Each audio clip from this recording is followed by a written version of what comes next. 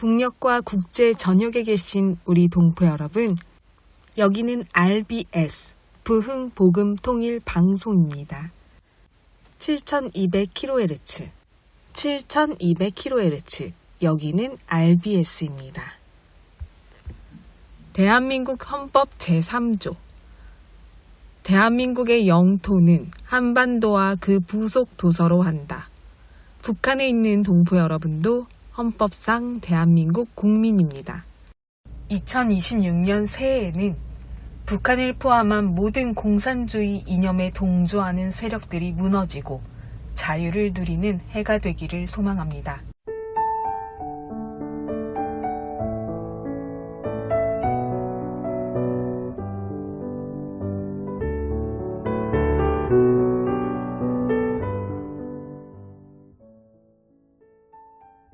목표를 향해 나아가는 법.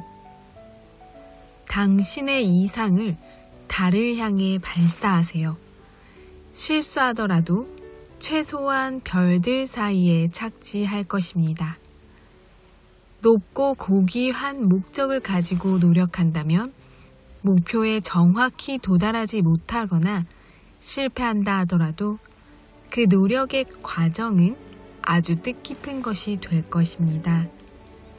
그 실패를 통해 차후 더 나은 결과를 얻을 수 있으니 주저 말고 포기하지 말고 지금 하는 일에 최선을 다하십시오.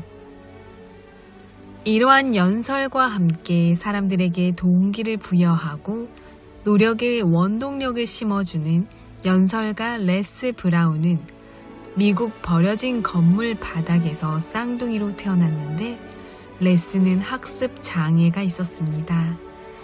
쌍둥이 동생은 똑똑하고 재능이 많았기에 친구들은 레스를 멍청한 쌍둥이라고 불렀습니다. 레스는 늘 자존감이 낮은 상태였습니다. 그런데 한 선생님이 레스의 삶을 바꿔놓았습니다. 수업 시간에 칠판에 적힌 문제를 풀 수 없다는 레스를 향해 선생님은 아니, 넌 할 수 있어 라고 말했지만 레스는 자신은 지적 장애가 있다면서 계속 거부했습니다. 선생님은 칠판 앞에 서 있는 레스에게 와서 눈을 맞추며 다음과 같이 말했어요. 너에 대한 누군가의 의견이 결코 너의 현실이 될 필요는 없단다.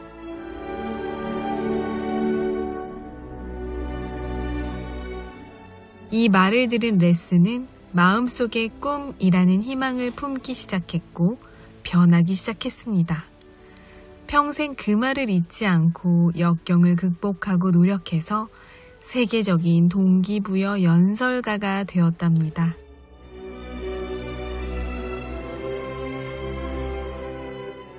인생이라는 여정 가운데서 첫 번째 단계는 시작입니다.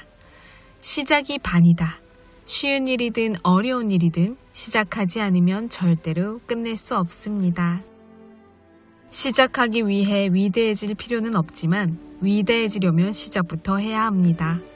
레스 브라운. 오늘도 찬양 들으면서 RBS 시작할게요. 은혜로다.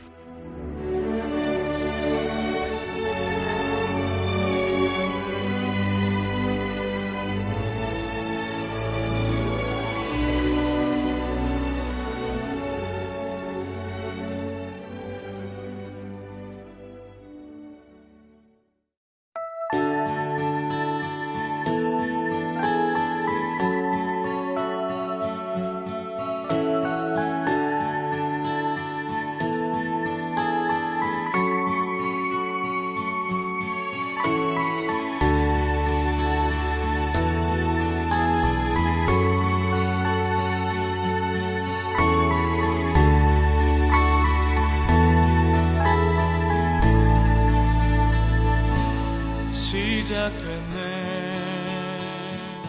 우리 주님의 능력이 나의 삶을 다스리고 새롭게 하네. 자유하네. 죄와 사망으로부터 나의 삶은 변하구나.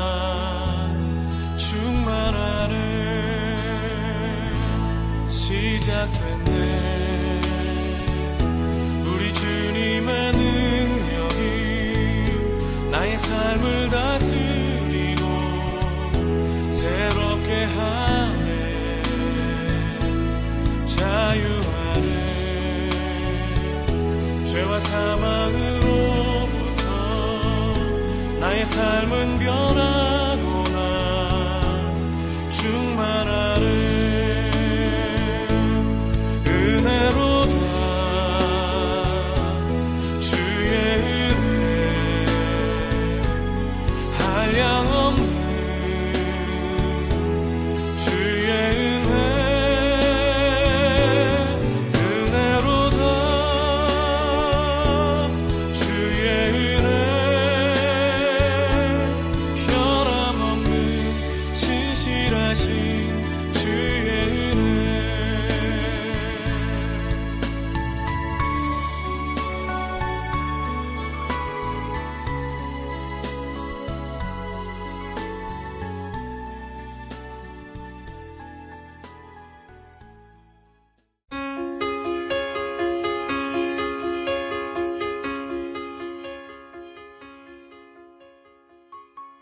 북한 종합 날씨 예보입니다. 내일 전 지역 대체로 맑겠으나 평북과 함경도는 밤에 구름 많겠습니다. 모레는 전 지역 대체로 흐리겠고 새벽부터 밤 사이 평안도와 함경도 곳에 따라 가끔 비 또는 눈 오겠습니다. 글피는 전 지역 새벽까지 대체로 흐리다가 아침부터 맑아지겠습니다.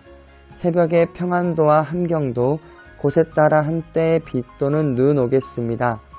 지역별 날씨 예보입니다. 평안남도 평양. 내일 날씨 맑겠습니다. 모레와 글피는 구름 많겠습니다. 최저기온 영하 3도에서 최고기온 15도까지 오르겠습니다. 평안북도 신의주. 내일 날씨 맑겠습니다. 모레는 구름 많고 날씨 흐리겠습니다. 글피는 날씨 맑다가 구름 많아지겠습니다. 최저기온 영하 3도에서 최고기온 15도까지 오르겠습니다. 자성. 내일 날씨 맑다가 구름 많아지겠습니다. 모레는 날씨 흐리고 한때 비 또는 눈 오겠습니다. 글피는 날씨 흐리다가 맑아지겠습니다. 최저기온 영하 6도에서 최고기온 12도까지 오르겠습니다. 황해도 해주. 내일 날씨 맑겠습니다. 모레와 글피는 구름 많겠습니다. 최저기온 영하 1도에서 최고기온 15도까지 오르겠습니다. 개성. 내일 날씨 맑겠습니다. 모레와 글피는 구름 많겠습니다. 최저기온 영하 3도에서 최고기온 16도까지 오르겠습니다. 함경남도 함흥. 내일 날씨 맑겠습니다. 모레는 날씨 맑다가 구름 많아지겠습니다. 글피는 날씨 맑겠습니다. 최저기온 영하 2도에서 최고기온 19도까지 오르겠습니다. 해산. 내일 날씨 맑다가 구름 많아지겠습니다. 모레는 구름 많고 오전에 한때 눈 오겠습니다. 글피는 날씨 흐리고 오전에 한때 눈 오다가 오후부터 맑아지겠습니다. 최저기온 영하 10도에서 최고기온 12도까지 오르겠습니다. 함경북도 청진. 내일 날씨 맑다가 구름 많아지겠습니다. 모레는 날씨 흐리고 오전에 한때 비 또는 눈 오겠습니다. 글피는 날씨 맑겠습니다. 최저기온 영하 3도에서 최고기온 12도까지 오르겠습니다. 무산. 내일 날씨 맑다가 구름 많아지겠습니다. 모레는 날씨 흐리고 한때 비 또는 눈 오겠습니다. 글피는 날씨 흐리다가 맑아지겠습니다. 최저기온 영하 14도에서 최고기온 5도까지 오르겠습니다. 바다 날씨 예보입니다. 동해 북부 앞바다. 내일 날씨 맑겠습니다. 모레는 구름 많고 오전에 한때 비 오겠습니다. 글피는 날씨 맑겠습니다. 동해 북부 먼바다. 내일 날씨 맑겠습니다. 모레는 구름 많고 오후에 한때 비 오겠습니다. 글피는 구름 많다가 날씨 맑아지겠습니다. 파고는 앞바다 0.5에서 1.5m, 먼바다 1.5에서 2.5m 되겠습니다. 서해 북부 앞바다와 먼바다. 내일 날씨 맑겠습니다. 모레는 구름 많겠습니다. 글피는 날씨 맑다가 구름 많아지겠습니다. 파고는 앞바다 0.5m, 먼바다 0.5에서 1m 되겠습니다. 오늘의 말씀. 너희도 길이 참고 마음을 굳건하게 하라. 주의 강림이 가까우니라. 너희도 길이 참고 마음을 굳건하게 하라. 주의 강림이 가까우니라. 야고보서 5장 8절 말씀. 아멘. 이상 날씨였습니다.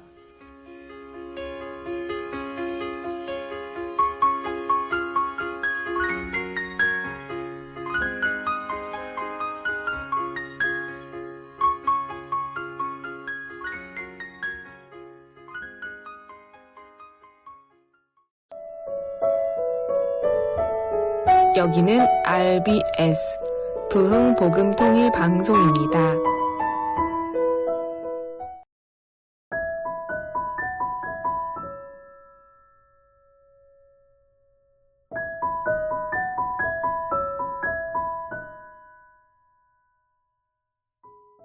김일성의 남침으로 일어난 한국 전쟁은 우리에게 민족의 분단을 남겼고 많은 것을 앗아갔습니다.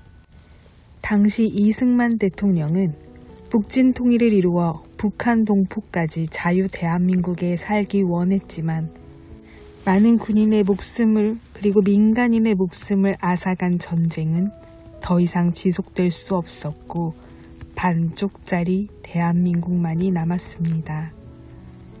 안타깝게도 우리가 살아갈 때 전 세계 모든 곳곳에는 끊임없이 전쟁의 소식이 들려옵니다. 전쟁을 하길 원하는 사람은 없지만 국가를 지키기 위해 전쟁 역사 속에서는 세대를 넘어 전해지는 가치를 남기기도 합니다. 특별히 한국 전쟁 속에서 활동한 비밀 첩보 부대가 있었습니다. 바로 KLO라고 불리는 켈로 부대 역시 그런 존재였습니다. 켈로 부대원들은 이름도 계급도 없이 적진 깊숙이 들어가 정보를 수집하고 위험한 유격작전을 수행했습니다. 그들은 군인이기 이전에 평범한 학생이었고 가족을 둔 민간인이었습니다. 하지만 나라가 위기에 처했을 때 스스로 가장 위험한 길을 선택했습니다. 그들의 활약은 한국전쟁 시 자유민주주의를 지키는 데 활약했던 인천 상륙작전과 같은 결정적인 순간마다 빛을 발했습니다.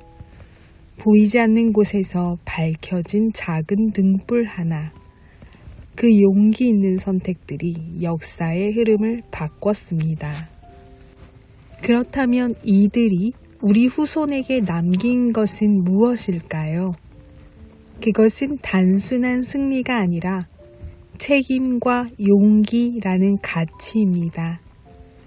누군가는 보지 않아도 해야 할 일을 하는 마음, 위험을 알면서도 공동체를 위해 나서는 결단, 그리고 이름이 남지 않아도 괜찮다는 헌신.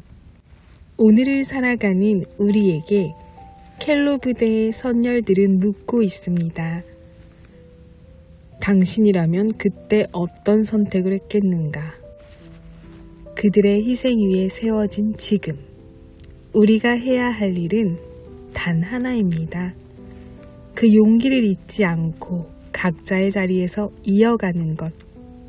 보이지 않는 곳에서 나라를 지켜낸 사람들, 켈로 부대. 그들이 남긴 진짜 유산은 지금 이 순간에도 우리 안에서 이어지고 있습니다. 오늘은 이 이야기를 전해드리려고 하는데요.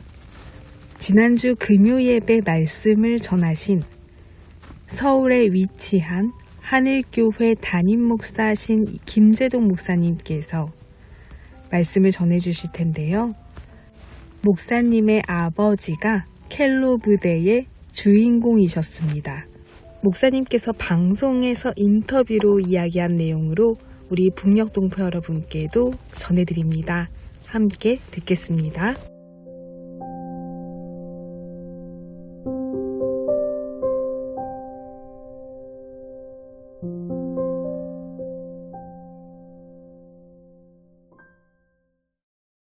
뭐 아시는 분들은 다 아시겠지만 저 북한은 우리 헌법상 특히 이제 3조 4조를 보면 이제 3조는 영토 조항이죠. 대한민국 영토는 한반도와 그 부속 도서로 한다.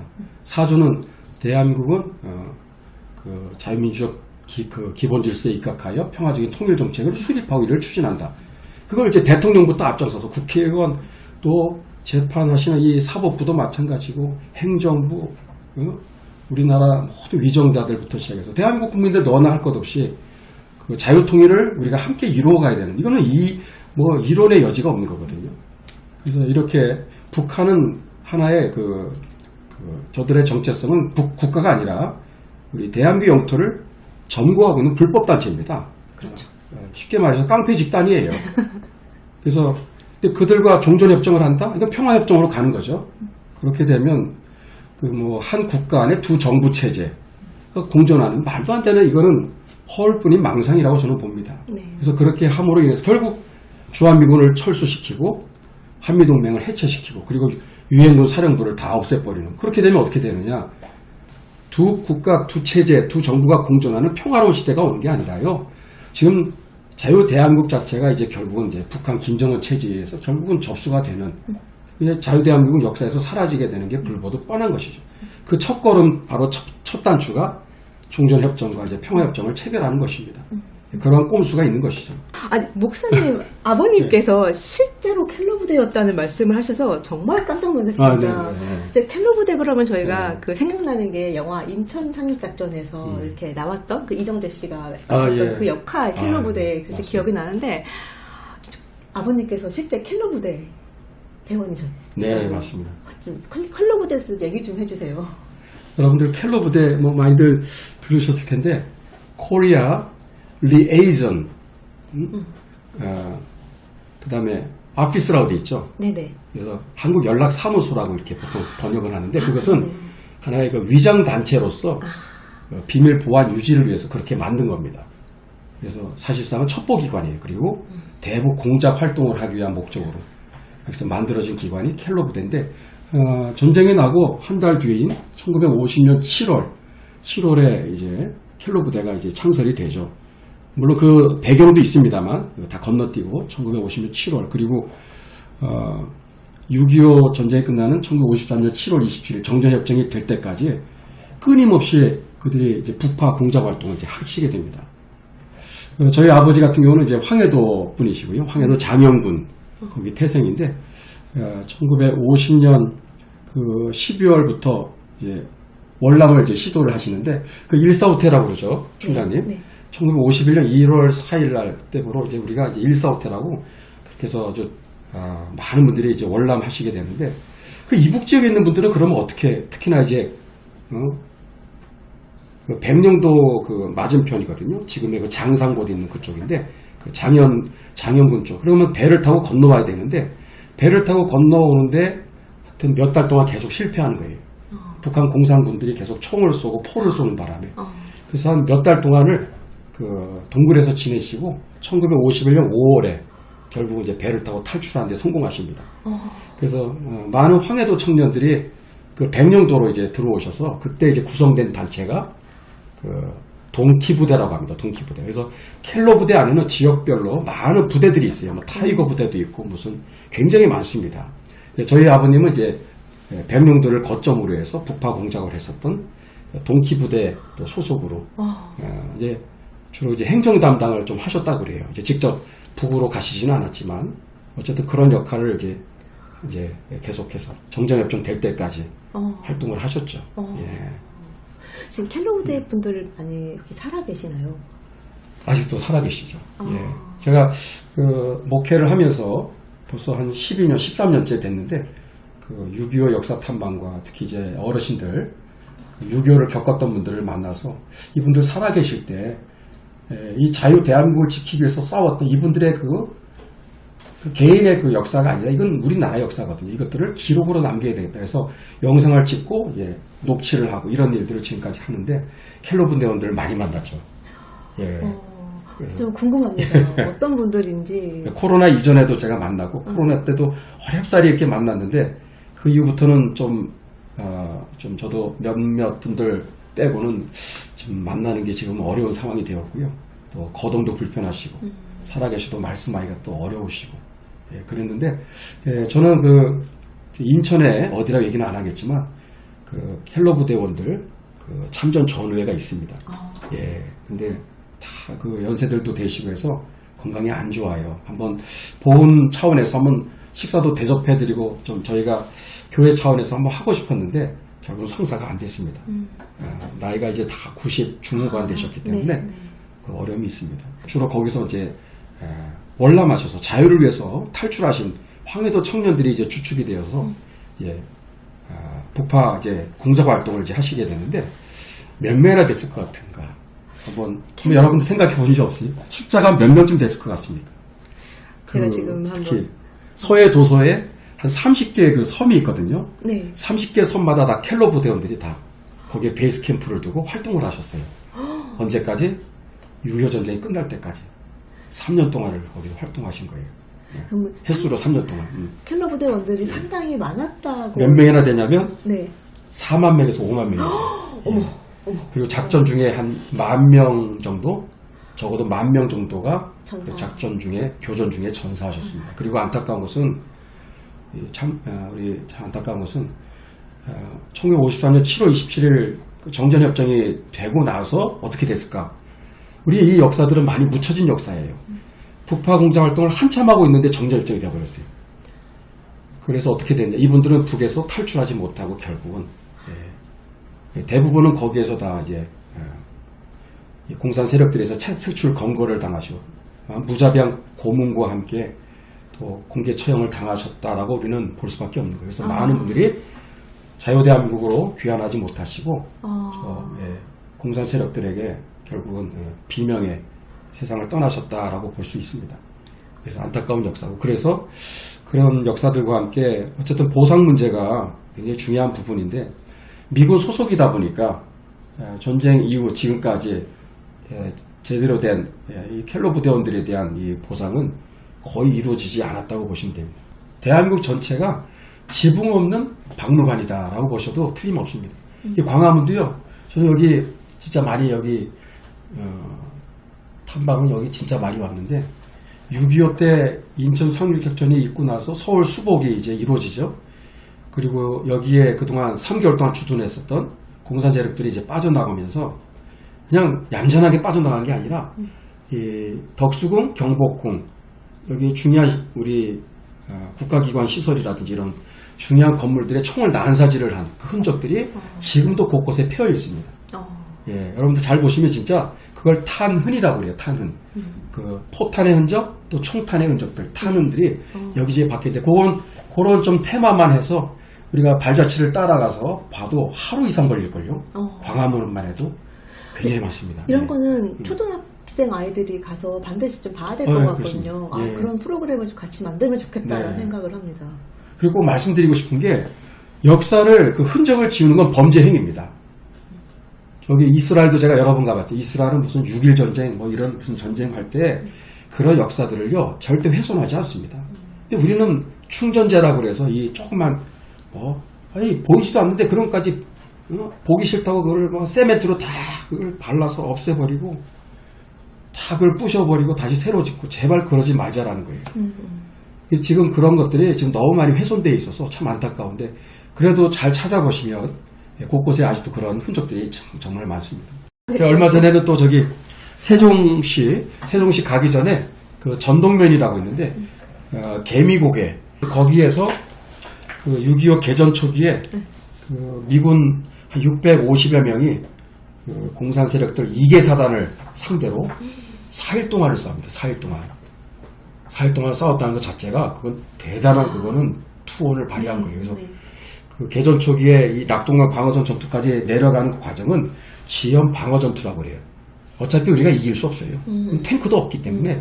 그래서 1시간이라도 더 늦추면 성공한 거예요. 참 안타깝지만 그 개미고개 거기가 뚫리면 대전이 이제 뚫리고, 대전에 뚫리면 또 이제 대구도 위험에 되고, 이렇게 밀리는 양상인데, 거기에서 4일을 버텨준 거예요. 그래서 유엔군들이 이제 우리나라에 들어오시면 골든 타임을 벌어준 거예요. 그 4일의 의미가 그런 의미가 있는데, 그 650여 명의 그 일개 대대가 그 이계 사단을 상대로 그렇게 해서 싸우는데 마지막 날 결국은 이제 퇴각을 하는 과정에서 거기 옛날에 지금은 폐터널이라고 쓰지 않는 터널이 있는데 터널을 지나가는 그 과정에서 결국 거기에서 대부분이 몰살을 당하셨어요. 그래서 한 450여 명 정도가 거의 시신의 형체를 알아볼 수 없을 정도로 그래서 적들의 그냥 집중 포화에 그냥 그 자리에서 장렬하게 전사하셨죠. 감사하게도 그 몇 년 전에 거기 개미곡의 그 격전지 미군들의 꽃다운 희생을 잊지 말자 해서 그 추모 공원, 네. 추모비가 잘 세워져 있습니다. 충정로에 네.